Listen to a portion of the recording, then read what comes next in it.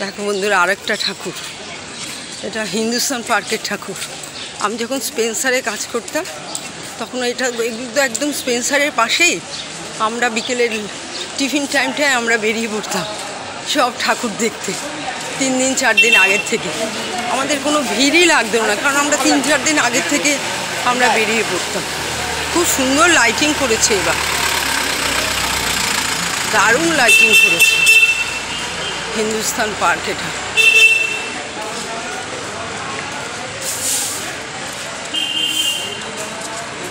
এটা বাসন্তী দেবী কলেজের পাশে। সিঙ্গি পার্কটাও তো তোমরা জানো বাসন্তী দেবী কলেজের পাশে। আর এটা হলো একদম বাসন্তী দেবী কলেজের বাঁদিকে ডান দিকে গলিটা ঢুকে গেলে এটা খুব ভালো হয়। এই ঠাকুরটাও খুব ভালো। ওরা অন্যবার তাও থিমের পুজো করে, এবার দেখলাম থিমের করেনি, এবার একদম প্লেন মূর্তিই করেছে।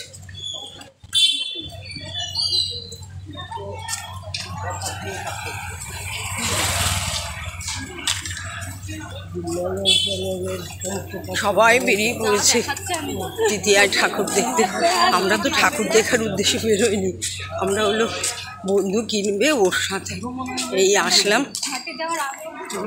ও বাসন্তী দেবী কলেজে দাঁড়িয়ে থাকবে আর আমি এসে এই দুটো একটা ঠাকুরের ফটো তুলে নিলাম। আর তো আসবো না এই ভিড়ে, তাই তোমাদেরও দেখাবে। এই ঠাকুরটাও ভীষণ সুন্দর করে প্রত্যেকবার হিন্দুস্তান পার্কে।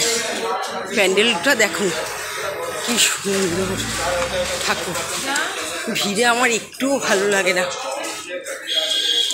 অসম্ভব, খুব কষ্ট হয়। দেখো কি সুন্দর ঠাকুরটা করেছে। ঠাকুরের মূর্তিও দারুণ